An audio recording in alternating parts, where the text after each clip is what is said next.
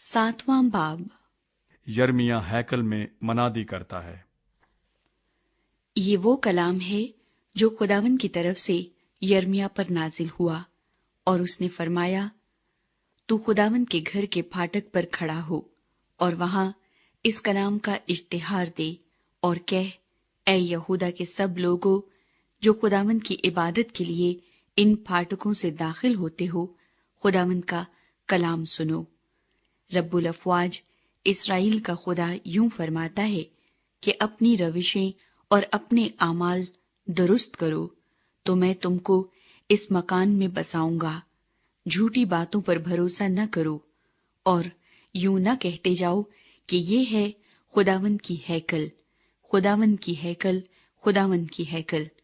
क्योंकि अगर तुम अपनी रविशें और अपने अमाल सरासर दुरुस्त करो, अगर हर आदमी और उसके हमसाये में पूरा इंसाफ करो, अगर परदेसी और यतीम और बेवा पर जुल्म न करो, और इस मकान में बेगुनाह का खून न बहाओ, और गैर माबूदों की पैरवी जिसमें तुम्हारा नुकसान है न करो, तो मैं तुमको इस मकान में और इस मुल्क में बसाऊंगा जो मैंने तुम्हारे बाप दादा को कदीम से हमेशा के लिए दिया। देखो, तुम झूठी बातों पर जो बेफायदा हैं भरोसा करते हो।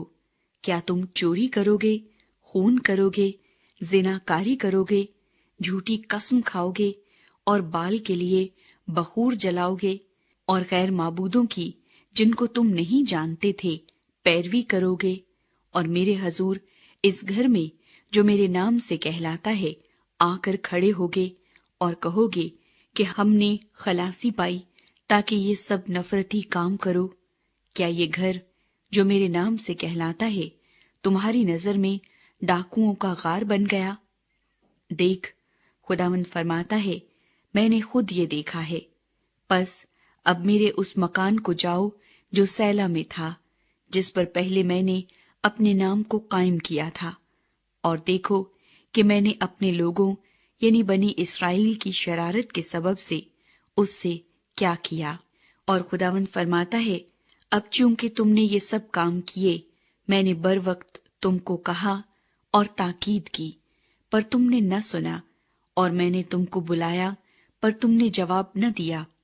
इसलिए मैं इस घर से जो मेरे नाम से कहलाता है, जिस पर तुम्हारा एतमाद है, और इस मकान से जिसे मैंने तुमको और तुम्हारे बाप दादा को दिया, वही करूंगा जो मैंने सैला से किया है।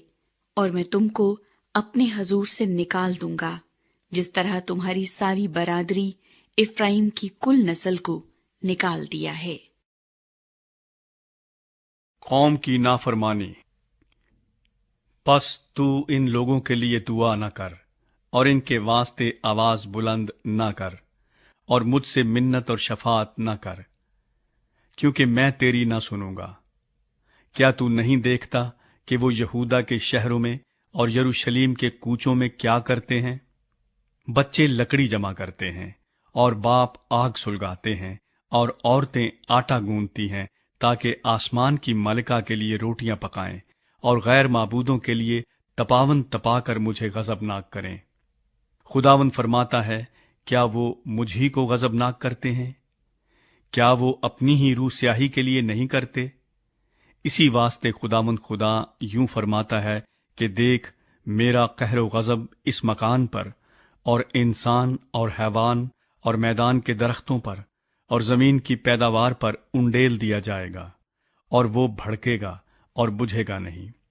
रब्बुल अफवाज इसराइल का खुदा यूं फरमाता है कि अपने ज़बीहों पर अपनी सोख्तनी कुर्बानियां भी बढ़ाओ और गोश्त खाओ, क्योंकि जिस वक्त मैं तुम्हारे बाप दादा को मुल्क मिस्र से निकाल लाया, उनको सोख्तनी कुर्बानी और ज़बीहे की बाबत कुछ नहीं कहा और हुक्म नहीं दिया, बल्कि मैंने उनको ये हुक्म दिया और फरमाया कि मेरी आवाज के शिनवा हो, और मैं तुम्हारा खुदा हूंगा और तुम मेरे लोग होगे, और जिस राह की मैं तुमको हिदायत करूं उस पर चलो ताकि तुम्हारा भला हो।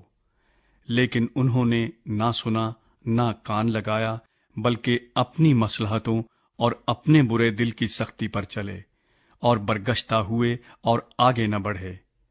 جب سے تمہارے باپ دادا ملک مصر سے نکل آئے اب تک میں نے تمہارے پاس اپنے سب خادموں یعنی نبیوں کو بھیجا، میں نے ان کو ہمیشہ بر وقت بھیجا، لیکن انہوں نے میری نہ سنی اور کان نہ لگایا، بلکہ اپنی گردن سخت کی۔ انہوں نے اپنے باپ دادا سے بڑھ کر برائی کی۔ تو یہ سب باتیں ان سے کہے گا لیکن وہ تیری نہ سنیں گے۔ تو ان کو بلائے گا لیکن وہ تجھے جواب نہ دیں گے۔ پس تو ان سے کہہ دے کہ یہ وہ قوم ہے جو خداوند اپنے خدا کی آواز کی شنوا اور تربیت پذیر نہ ہوئی، سچائی نیست ہو گئی اور ان کے منہ سے جاتی رہی۔ ہنوم کی وادی میں بدکاریاں۔ اپنے بال کاٹ کر پھینک دے اور پہاڑوں پر جا کر نوحہ کر، کیونکہ خداوند نے ان لوگوں کو جن پر اس کا قہر ہے رد اور ترک کر دیا ہے، اس لیے کہ بنی یہودا نے میری نظر میں برائی کی۔ خداوند فرماتا ہے، انہوں نے اس گھر میں جو میرے نام سے کہلاتا ہے اپنی مکروہات رکھی تاکہ اسے ناپاک کریں، اور انہوں نے توفت کے اونچے مقام بن ہنوم کی وادی میں بنائے تاکہ اپنے بیٹوں اور بیٹیوں کو آگ میں جلائیں، جس کا میں نے حکم نہیں دیا، اور میرے دل میں اس کا خیال بھی نہ آیا تھا۔